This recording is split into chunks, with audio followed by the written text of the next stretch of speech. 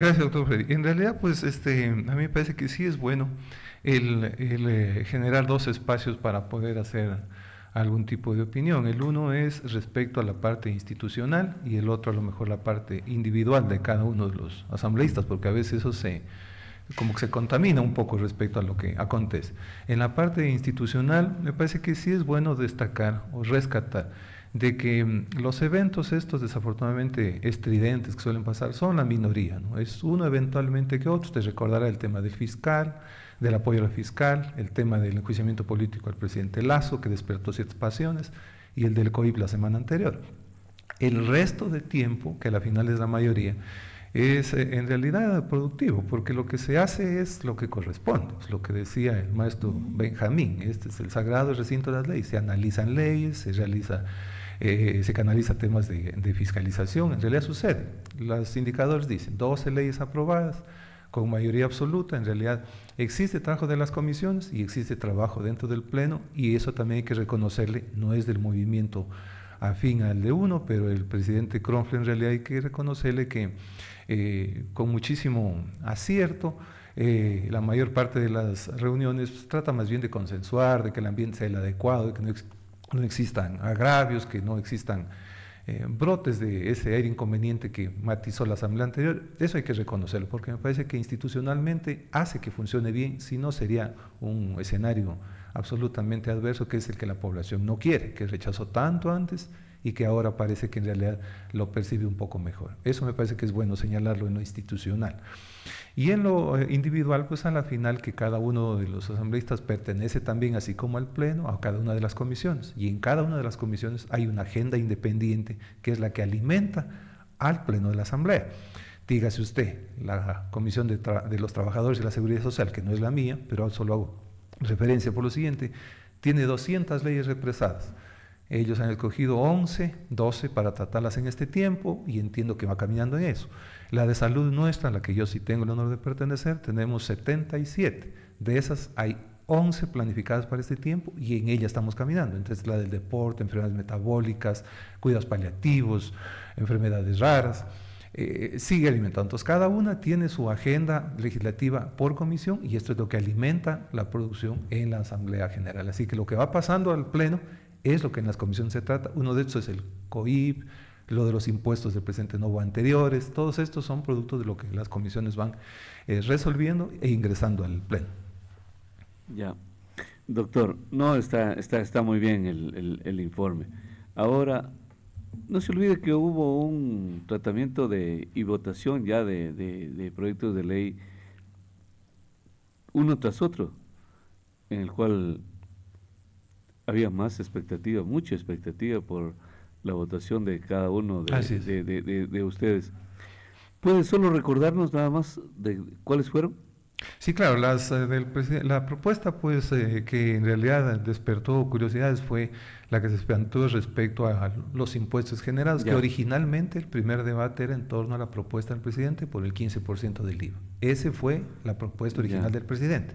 Eso vale la pena enfatizar, porque hay alguna confusión que ha generado después la votación, que fue una votación que nunca debió haber sucedido. Pero la propuesta original fue la del 15%. Regresó al segundo debate en el Pleno, y se incorporaron pues las otras propuestas de las otras bancadas respecto al impuesto a salida de capitales, el aporte de las empresas, el de los bancos, y así sucesivamente.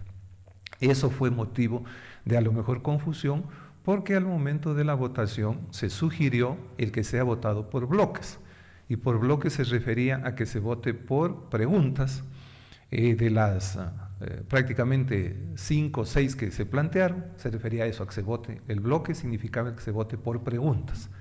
Y dentro de esas estaba pues, el IVA, que era la primera, las otras propuestas de las bancadas, y al final incluso una pregunta que, claro, hay veces que me parece que ser reiterativo no es malo en explicar a la ciudadanía, que se opinaba respecto a que en algunas sí, en algunas otras no, que todas querían que sea así.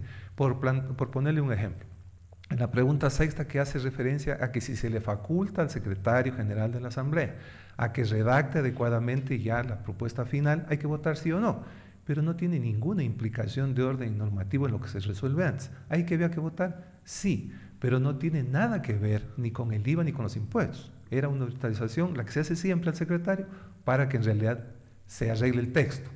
O la última pregunta, en la que se dice, se pide reconsiderar la votación. ¿Qué significa eso? Si quiere la mayoría o la minoría, que se retrate alguna vez o que no quedó cerrado la discusión sobre lo analizado ese día. Ahí que se vota la mayor parte de las veces que se niega la reconciliación, es decir, que no se vuelva a tratar el tema.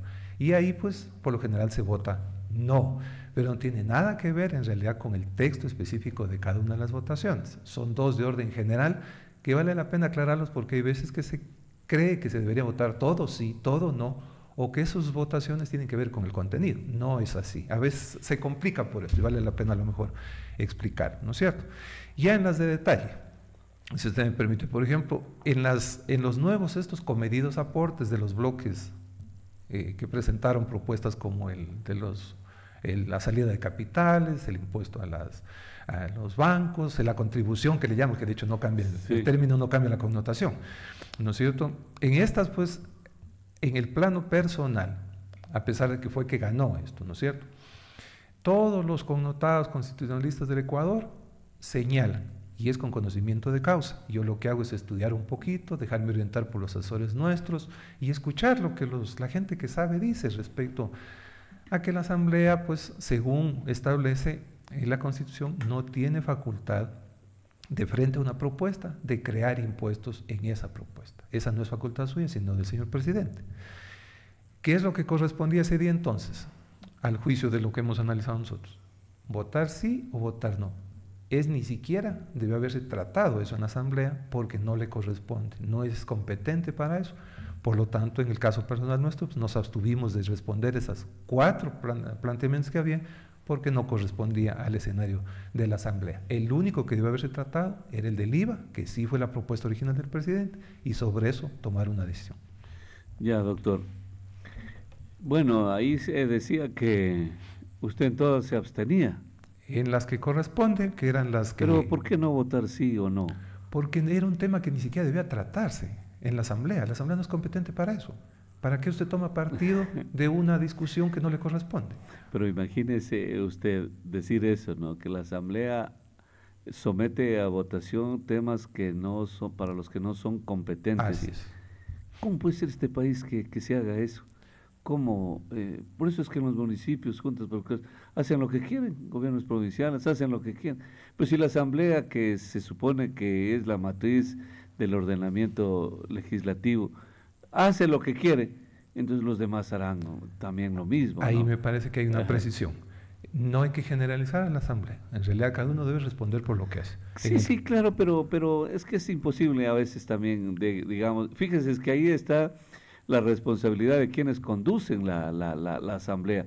Porque ¿cómo? Y claro, aquí sabemos ya, el doctor Humberto Tapia no votó así, claro, ya es demasiado, pero en un discurso, en una conferencia, en una locución, tiene que decir, miren la Asamblea lo que hace, porque créame que es permitido, querido doctor, es permitido decir, tomarlo como un referente del desorden de lo que es la Asamblea Nacional, donde solamente se legisla para intereses casi más que personales, aunque sí personales, primero grupales, porque personales, por ejemplo, ya vamos a entrar al COIP, ahí es para beneficiar a una persona, por ejemplo, eso es clarísimo, ¿no?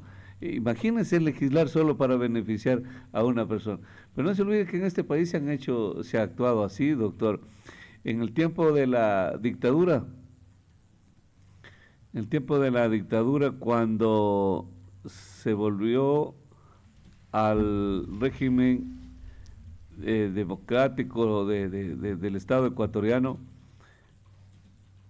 acuérdese de la dedicatoria que le hicieron cuando Hurtado era jovencito, dicen, y manejó toda esta comisión para el referéndum, creo era, en donde donde redactaban que en la nueva Constitución se diga que tiene que ser hijo de ecuatorianos para ser presidente de la República del Ecuador. Era solamente para hacerlo a un lado a don Assad Bucarán, que ya se perfilaba como el nuevo presidente del Ecuador. Entonces se hacen leyes con dedicatoria, y vea usted que de ahí a acá no ha cambiado mucho. No importa, serán otros temas, pero el fondo es el mismo. Sí, hay que tener cuidado. Por eso a mí me parece que cada persona debe responder por sus actos. En realidad los que votan tienen que responder por su voto. En algunos en realidad pues dicen que lo hacen en bloque y otros tenemos la capacidad de razonar y hacerlo individualmente y responder por eso. Yo no podría responder por un bloque que decide mal. Yo respondo por lo que en realidad le parece le corresponde al Estado, a la función y a la provincia, le genera bienestar o es lo debido. Entonces en este caso nos parece, y la razón la va a dar el tiempo, una vez que sea demandada por inconstitucionalidad algunas de las resoluciones que fueron tomadas, yo creo que el tiempo dirá quién obró en concordancia con la ley y quién no lo realizó.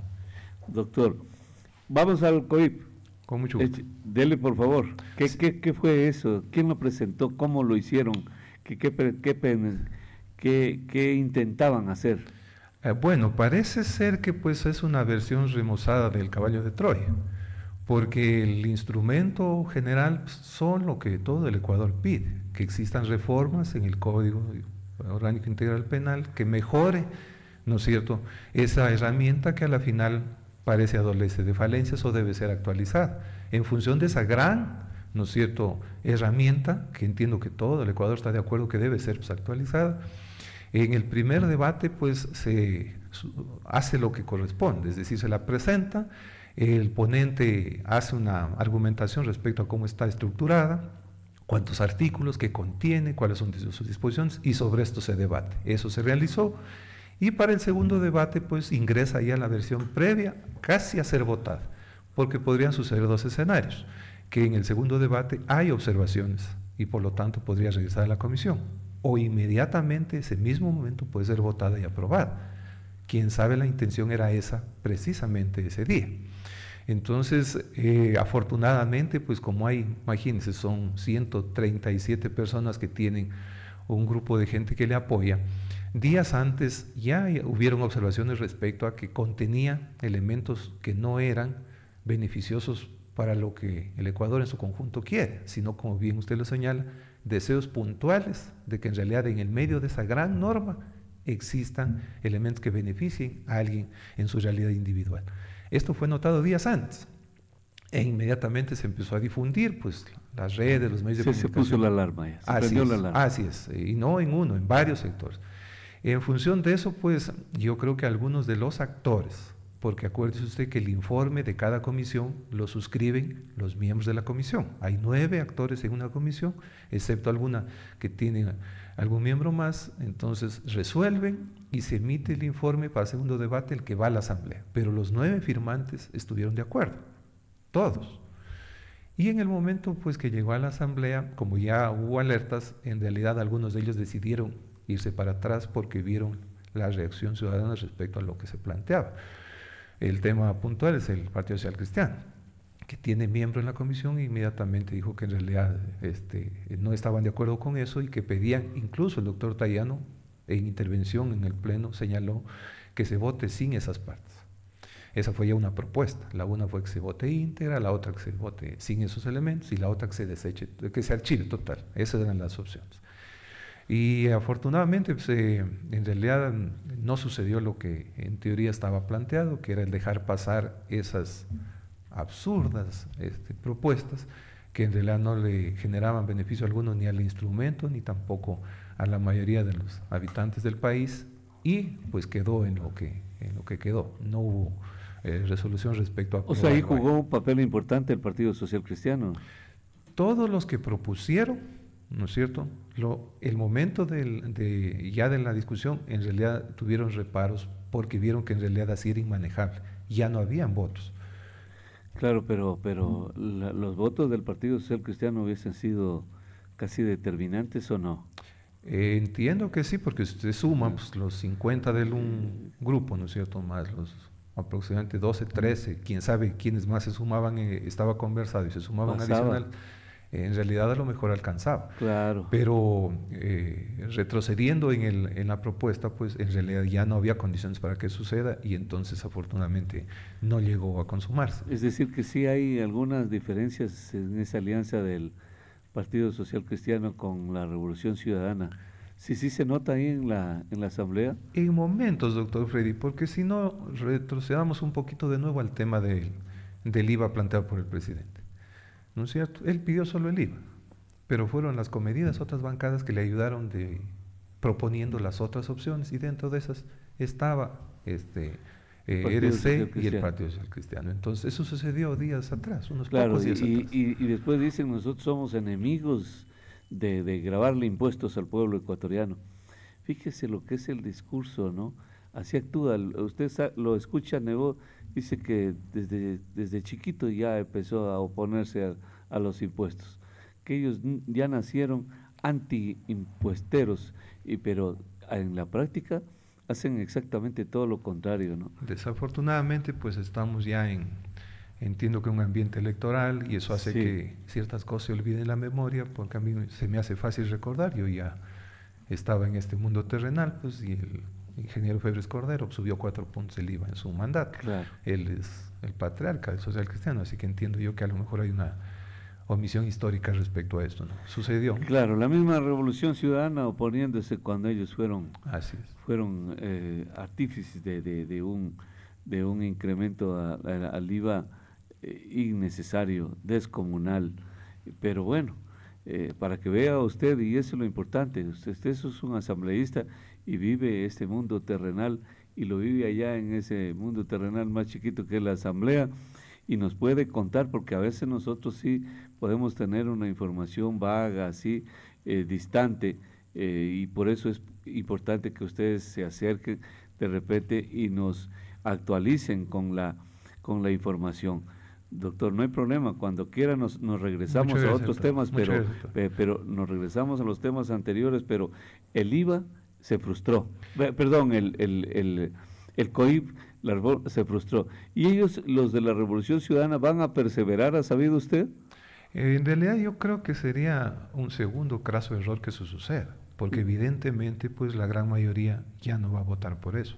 Entiendo que la comisión a lo mejor devuelve el documento, si es que fuese para votación, bajo otras condiciones, precisamente retirando lo que se observó tan fervorosamente ese día que no era conveniente. Yo creo que de regresar, porque le corresponde, pero ya sin todos esos cuestionados artículos que son los que la ciudadanía y la opinión en general los veía como Ya, nocivos. ¿Vale? viendo así como vemos, usted no está muy de cerca el gobierno porque nosotros pensábamos, quizá estamos acostumbrados más bien, más que pensar, estamos acostumbrados que luego de votaciones álgidas nacen los nuevos cargos públicos en las provincias. Históricamente ha pasado. Históricamente ha pasado. Con usted no va a ocurrir eso, supongo, porque no ha sido tan determinante, ¿o sí, doctor? Permítame superar esta llamada. 725-400, buenos días, le escuchamos, adelante. Buenos días, distinguido señor gerente de la radio Bacana. Quería dirigirme al señor asambleísta con la misma confianza que tuvimos para que nos dé revisando los reglamentos del Seguro Social Campesino. Por otro lado, pedirle pues si es que hay cómo suprimir las juntas parroquiales y con ese dinero realizar o construir los dispensarios médicos para el Seguro Social Campesino. Nos sentimos acorralados del reglamento del Seguro Social Campesino. ¿Por qué no afiliar a todas las personas que trabajan en el campo, que están en la ciudad y en el campo? Claro que sí. Muchísimas gracias. A usted, mi señora, a usted. Doctor, Sí, si quiere, sí, claro que sí. avanzamos ahí con eso, no hay ningún problema. No, ningún problema. Yo más bien le agradezco a la señora, la interrogante. Entiendo que refleja el parecer de muchísimas personas, pero ahí le pido un minutito de paciencia en función de que recordará de que ya se trató en la Asamblea hace unas 2 semanas las reformas a la Ley de la Seguridad Social. Yo hice una intervención en pleno respecto al tema y en realidad hay una postura sobre eso. Yo aspiro de que esta propuesta que fue presentada por Iniciativa Ciudadana por el señor Llanes consiga algunos adeptos y en función de eso pueda generar ya algún cambio. El tema del IES es un tema absolutamente difícil para todos, porque en realidad puertas adentro, el IES en su estructura tiene gente voluntariosa que trabaja por los afiliados, pero su estructura en realidad adolece de serios defectos y eso la tiene tan mal en la parte económica y tan mal en la parte de servicios que surgen iniciativas como las que plantea la señora. Yo aspiro que en las propuestas de reforma de la ley de la seguridad social puedan incorporarse estas y se haga una institución como debe ser, solvente, sólida, que a alguien mismo le sirva en función de los cambios que va a presentar. Yo creo que avanzaremos en este tiempo a que esa ley se discuta y a lo mejor se aprueben algunos de los cambios que le harían bien a la seguridad social. Claro, doctor. Bueno, la señora hace propuestas que son aspiraciones, creo que... Sí.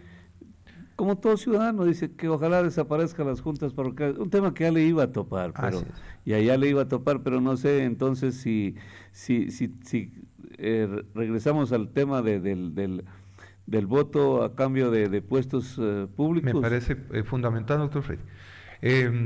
Yo pues lo dije desde la época de la campaña, pues lo he ratificado en cada entrevista, no es mi función, no es mi rol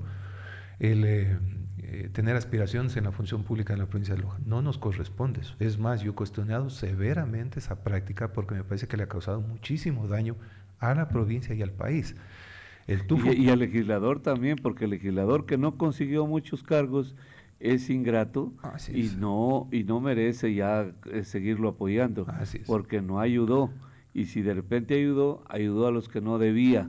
Y así se la cobran afuera, doctor. Hay que apoyar lo que le corresponde, lo que merece, lo que debe, lo que necesita el pueblo ecuatoriano, no lo que le conviene al legislador en su proyecto de vida político. Eso tiene que ser desterrado de la función pública. Él tiene que honrar para lo que fue enviado ahí, que es defender los intereses de la ciudadanía, no los suyos, ¿no es cierto? Ni familiares, ni personales, peor partidistas. Afortunadamente eso no ha pasado en el caso nuestro, no va a pasar. Y por lo tanto, en realidad, seguiremos haciendo lo que corresponde, que es a la ley que le conviene a la ciudadanía, le hemos de brindar apoyo independientemente de quien la plantee. Y aquella que no le conviene ha de ser cuestionada porque no le conviene a la ciudadanía, no a nosotros. Ya, doctor. Eso está clarísimo, que no hay ningún cargo público. No nos interesa, a partir de estos votos. No hemos conversado sobre el tema. Es más, yo creo que en realidad, como esto se ha oído tantas veces que lo he dicho, ya ni siquiera se lo propone. No he tenido conversación alguna con nadie respecto. Qué interesante. No les proponen ya. Yo no he tenido conversación alguna sobre este tipo de temas en todos estos meses. Y eso me deja tranquilo porque... O sea, no peor hombre del maletín. Peor. Entiendo que no ha sido nombrado, debe ser porque todavía no existe. Peor tener un acercamiento, como ya se nos va conociendo. Pero eso es una buena señal del gobierno también, doctor. Me parece que si la razón le asiste, que si hace buenos planteamientos, no amerite esas herramientas tan detestadas antes. Lo que necesita es cabildear, conversar, persuadir, pero no negociar, no establecer un precio, una tarifa, por eso que ha sido tan rechazado históricamente. Pero yo en este tiempo, en realidad, como digo, no he encontrado ese espacio, enhorabuena que no suceda, y por lo tanto yo creo que tenemos tranquilidad para obrar como corresponde. Doctor, ¿usted cree que no? Me parece bien, me parece excelente, créame que excelente, pero excelente de parte suya, de ustedes, algunos legisladores acostumbrados a ir a cabildear allá, a negociar cargos públicos, contratos, en fin, favores, pero fíjese lo que yo le veo ahí un aspecto bueno. Por ejemplo, pongamos este escenario, dos actores, usted y el presidente de la República. Los dos ocupan un cargo de altísima dignidad, porque hay que, sea lo que sea, perdóneme que tenga que hacer esta digresión, pero un legislador es elegido por el pueblo, el presidente también. Tanto usted como el presidente son nuevos en el escenario político, y mire usted que ya se vayan desechando y desestimando estas prácticas políticas del toma y daca, ya es bueno, porque imagínese usted un legislador viejo, mañoso, ya enseñado a cómo extorsionar, cómo presionar para conseguir cualquier cosa en su provincia, y que obviamente lo primero que hace es conseguir para él. Imagínense un presidente enclenque, un presidente paniaguado, un presidente con una actitud política laxa, así, ya se hubiese rendido, ¿no? ¿Sí o no? Me parece que en algunos espacios pues uno puede dar razón de que en realidad es lo que le corresponde a uno. En este espacio nuestro no ha sucedido, no creo que vaya a pasar con el tiempo, tengo absolutamente certeza. A lo mejor él con la gente que termina siendo aliado tiene algún otro tipo de actitud, pero con quienes no tenemos ese acercamiento porque no corresponde, no hace falta, en realidad no ha sucedido, y enhorabuena que si generacionalmente va cambiando esta realidad, yo creo que es lo que corresponde. El país necesita eso, le hace bien eso, y enhorabuena que se vean prácticas que tienen que ver con esa actitud de privilegiar el interés general antes que el interés Ya, colectivo. para responder lo de la señora, que es tan interesante. Primero, ¿ustedes ya están al día en los pagos o no? Se refiere a la función... A ustedes como legisladores, ¿ya les han pagado la mensualidad? Eso sucedió la semana anterior. La semana anterior les pagaron exactamente hasta el mes de enero. Sí, es correcto. Pues están al día. Sí, o sea, claro, con días, pero los municipios no cobran los empleados 4 meses ya con este. Así es. Ahí cómo se puede entender que primero ustedes y después el pueblo. Ahí en realidad voy a lo mejor no a poder responder del todo porque usted entenderá pues que ese trámite no depende de uno, ¿no? No es que uno hace más esfuerzo para el otro, ¿no? Pero no es muy solidario eso. Sí. A mí, si usted me pregunta respecto a quién debería cobrar al último, debería ser el presidente de la República. Evidentemente. Y los legisladores, también, si es posible, nunca dicen algunos, pero bueno, sí hay que pagarles de todo. En eso yo respeto y estoy absolutamente de acuerdo. Quienes que por alguna condición en particular ejercen un cargo que tiene una retribución a lo mejor un poco más alta que el resto, por su nivel de responsabilidad y todo lo que usted quiera, debería ser al último, yo estoy absolutamente de acuerdo con eso. No tengo ningún problema. Ahí hay un problema, el presidente no puede cobrar nunca, que no necesita, pues un hombre es nada más hijo del hombre más rico del Ecuador. Entonces, ¿qué puede necesitar? ¿Qué aporte, qué diferencia puede ser que diga, qué sacrificio puede decir Noboa como presidente? Señores, les he dispuesto que a mí no me paguen hasta que no esté pagado hasta el último. No le veo ningún mérito, pues. Él no necesita, si le paguen cuando ya se vayan, ¿no? Antes le pagan acumulado, tiene más, tendrá más. Él no necesita, de modo que ahí no hay ningún sacrificio, doctor. Aunque entiendo ahí, doctor Freddy, que en realidad pues el ser empáticos, solidarios, en realidad no amerita pues esa condición, ¿no es cierto? Debe dolerle como dolor propio que en realidad exista. Nosotros estamos tremendamente preocupados precisamente los días previos a Carnaval que la ciudadanía hacía. Sí, pero no es muy solidario ahí el presidente diciendo que cobren los legisladores, le dispone al ministro de Finanzas que cobren los legisladores y que no cobren los trabajadores de tantas instituciones. Buenos días, 725-400, lo escuchamos, adelante. Buenos días, saludos al asambleísta. Buenos días, señor. Quería preguntarle a usted, ¿quién regula el costo, el precio de los medicamentos en las farmacias e igualmente en las clínicas, el acceso a los servicios médicos? ¿Quién regula? ¿Quién se encarga de eso en el Estado? Porque actualmente eso está completamente descuidado y cobran lo que les tiene ganas. Muchas gracias. Ya, muy bien. Doctor, solo para hacer ir en el orden, pero no vamos a descuidar esta respuesta. Sí, ¿Podemos regresar al tema de los sueldos para terminar con eso? Si usted gusta. No es muy solidario eso. O sea, la señora le dijo que ojalá que desaparezcan. O sea, la señora no es que le dice, páguenlos a los de la Junta Parroquial, pobrecito. No, la señora le está diciendo que desaparezcan. De repente puede haber una propuesta así, una reforma de que se fusionen, que desaparezcan juntas parroquiales, que desaparezcan municipios. Eso es algo descabellado. Usted me va a decir, no, pues es que es algo descabellado y adquirieron derechos. Pero si la pobreza sigue, tendrá que haber alguna propuesta, quiera o no, de algún rato optimizar recursos. Solo le recuerdo para usted como legislador, doctor, y como legislador muy consciente, muy patriota, entrevisté el viernes al alcalde de Olmedo. Usted sabe y conoce bien la provincia. Olmedo tiene una sola parroquia. Se la recuerdo que es la parroquia La Tingue. Dice el señor alcalde que esta parroquia no tiene servicios básicos. Y que de hecho ya no hay ni población joven, solo están viejitos. Ahí ya no hay producción porque hay... ¿Qué le parece a usted una sola parroquia y no tiene servicios básicos? ¿Qué hicieron los alcaldes anteriores? 5 millones de dólares de presupuesto anual. Buenos días, 725-47, lo escuchamos, adelante. Muy buenos días. Sí, le escuchamos, buenos días. Sí, lo que dice el señor tiene razón, ¿verdad? No solo deben desaparecer en juntas parroquiales y demás cosas, deberían desaparecer la mitad de asambleístas. Tipones que no sirven para nada, no hacen nada, solo van a alzar la mano. Otros que son cobardes se abstienen, ni siquiera pueden decir ni sí ni no. Deberían bajarles el sueldo a alcaldes, prefectos, concejales. Un concejal debería tener máximo un sueldo básico. Un asambleísta unos 2.500 para que se mantenga ya en la capital, porque ellos supuestamente luchan por amor a la patria. Desde ahí debemos empezar, y sobre todo combatir la corrupción, que se va a más de 9.000 millones según algunos entendidos. Entonces, hay formas, pero ellos tampoco se van a poner las sogas al cuello, los padres de la patria. Muy sentidos, gracias. A ver, ahí tiene, doctor, es que es como un sentimiento generalizado. Sí, yo lo entiendo. Y en ajuste precisamente a eso, en realidad, estaba yo por hacerle partícipe a usted, debe tenerlo. Hay un documento importantísimo construido por la Universidad de San Francisco de Quito, ¿Qué dice? que apareció varios días antes respecto a la misma votación por el tema del IVA.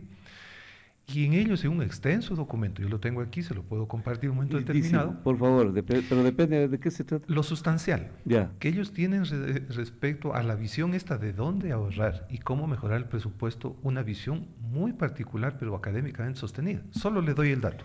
Por favor, para el conocimiento de todos. De 10 ítems que ellos plantean como opción, ¿no es cierto?, que no tiene nada que ver con incrementar los impuestos. Al manejo austero de la cosa pública, ¿ya? 2.878.488.000 dólares recaudaría el Estado si cumple estos 9 ítems. Ya. Sin que en eso esté el IVA, ni el impuesto a la salida de divisas, ninguno de lo que se aprobó. Sin uno de esos. Vean a qué se restringe. La optimización de personal de nombramientos y contratos. Se refiere al Estado en su general. ¿Cuánto ahorra con eso? 442 millones. Pero muy ambiguo. ¿Qué será optimización? Si la politización no deja absolutamente... Que ahí, como bien se señalaba, desde la década perdida se incrementó al doble, al triple la nómina, que el Estado no necesita y por lo tanto gasta. 500 millones de dólares. Okay. Ahorro de los GATS. Precisamente lo que hace referencia a la señora, que en el fondo la sabiduría popular algo tiene, ¿no es cierto? Algo contiene. Ahorren respecto a esto. Mire que en el ahorro de los GATS, que fue tan cuestionado porque en realidad se ha dedicado cierto tipo de presupuestos a actividades que no le convienen, solo de ese ahorro hay 140 millones de dólares. Si va sumando esto... Pero ¿cómo se ahorraría ahí? Porque hay gastos que a la final no corresponden a las realidades como si usted lo señala. Pero si la mayor cantidad del gasto es corriente, y dentro del gasto corriente está la nómina de personal.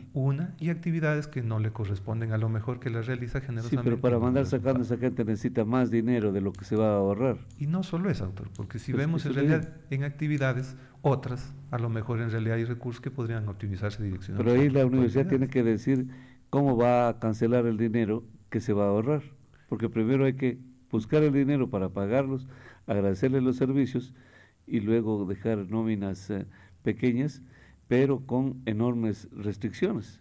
Y yo como digo, yo he hecho referencia solamente a estos 9, el total, el documento es completo. Detalla todo. Ya, perfecto. Así que me parece que es créame lo que me lo veo. Sí, después de beber café. Se lo recomiendo. Por favor. Se lo recomiendo. Esto nos hace ver que en realidad hay otras formas de hacer las cosas. No solamente la impositiva, hay otras que funcionando mejor el Estado podrían dar grandes réditos económicos y que en realidad no habría que tratar esos otros temas que parecerían ser a veces los únicos que solucionan el problema. Qué formidable, pero ahora se necesita de un gobierno revolucionario, que revolucione esto, que ejecute estas propuestas. Eso es todo lo que queremos nosotros los ecuatorianos. Las universidades son las responsables de todos y cada uno de los problemas que existen en el país y de la sociedad y de la humanidad. Es en la universidad donde cada uno tiene que resolver el problema. Si las universidades tienen que proponer la solución, no hay por dónde perderse. Fíjese, ahí sí, la Universidad de San Francisco, si ha hecho esa propuesta, pues está dentro de su senda, ¿no? Y no es por gente aparecida. Hay 11 connotados economistas, entonces está por leer la nómina, pero está Pablo Lucio Paredes, está decena de gente que en realidad ha contribuido con su opinión y me parece que por lo menos debería ser escuchado, porque lo hace en función de lo que la norma dice. Vale la pena escuchar otras vertientes que podrían opinar y aportar sobre estos temas que la ciudadanía con mucha propiedad dice que quiere que se solucione y que tiene que solucionarse de una forma distinta a lo que se plantea habitualmente. Doctor, las leyes nacen de la voluntad del pueblo. Así mismo, es su génesis. Pero es la voluntad del pueblo la que construye las leyes, o las leyes se construyen en función de la práctica, de la experiencia, de la voluntad, de lo que el pueblo quiere. Es decir, el pueblo quiere esto, por eso el legislador va a ese escenario y lo codifica. No hay ningún otro invento. Y qué decir, ustedes porque en derecho aprenden eso. Todo el mundo, decía más temprano el ciudadano, todo el mundo fuésemos preparados, si fuésemos preparados en educación política, no necesitamos ser abogados para saber ese principio. ¿Qué hace el legislador? Va y dice, el pueblo está pidiendo esto a gritos, hay que legislar esto, tenemos que codificar y tenemos que reunirnos y se acabó. El ciudadano dice que el pueblo quiere que se baje el número de legisladores. Pues lástima decirle al ciudadano que va a subir. A lo mejor en eso, doctor Freddy, nosotros queremos contribuir un poquito más. Si usted en realidad como es informado del tema, nosotros estamos impulsando desde el mes de marzo la realización de un programa de becas. El despacho de este servidor transitorio de la función legislativa, para que jóvenes que tengan interés en dedicarse a lo mejor a este tipo de actividad, lo hagan con conocimiento, porque a veces el opinar, entiendo que ello sale también de la frustración, del enojo de ciertas personas, pero no del conocimiento, porque por ejemplo eso no va a acontecer y la ciudadanía tiene que crecer en función del conocimiento para que pueda aportar inteligentemente a lo que se dice. Entonces vamos a llevar por semana un joven que tenga interés en ver la función legislativa y que participe en las reuniones del equipo de trabajo, del pleno, de la comisión, de las visitas que hacemos en los ministerios, para que entienda cómo funciona desde dentro. Y si quiere hacer carrera en esto, qué bueno que hay un servidor público que tuvo noción jovencito de qué se trata y lo haga derecho. Y si es que no le gusta, se desencanta porque esperaba otra cosa, que ya no pierda el tiempo en esto. Entonces me parece que a lo mejor con eso aportamos un poquito para que no suceda lo que refleja la ciudadanía a veces tras el enojo, ¿no es cierto?, un término impropio, una pregunta inadecuada, porque no conoce el funcionamiento de este tipo de instituciones que a la final le pueden hacer mucho bien si son manejadas adecuadamente, ¿no? Claro, pero sí hay que proponer alguna cosa, doctor, en este periodo, en el tiempo que vamos a estar ahí. Así es. Yo creo que hay que proponer algo, a ver qué sale, ¿no? Fíjese, los revolucionarios no pierden el tiempo. Ellos lanzan ¿cómo se dice? Estas bolas de ensayo, lanzan a ver si les sale y reforman el COIP y se benefician. Ellos no pierden el tiempo, solo trabajando para ellos y para ellos y para ellos. Esa es la vida que ellos tienen, para eso van allá, el pueblo les paga para su fruto personal. Pero ¿por qué no, doctor, de repente otro legislador legisla en función de lo que el pueblo quiere, de lo que el pueblo necesita? ¿Cómo puede ser esto de los municipios, del gasto corriente? ¿Cómo puede ser? Imagínense, usted debería llevarlo como un porte estandarte, este tema de Olmedo. Un cantón, 5,000 habitantes, una sola parroquia y no tiene los servicios básicos. Pero tiene carretera asfaltada donde nadie produce nada porque dice que todos son viejitos, ya no vive ningún joven y son pocos los habitantes ahí. ¿Por qué se le hizo la carretera incluso? O sea, todos los pueblos deberían tener carretera, peleamos por eso, pero tiene que haber prioridades. Preguntarle a los prefectos que rindan cuenta de la Contraloría, ¿por qué asfaltan esas carreteras? ¿Por qué lo hacen? ¿Cuál es la presión? ¿Cuál es el pedido?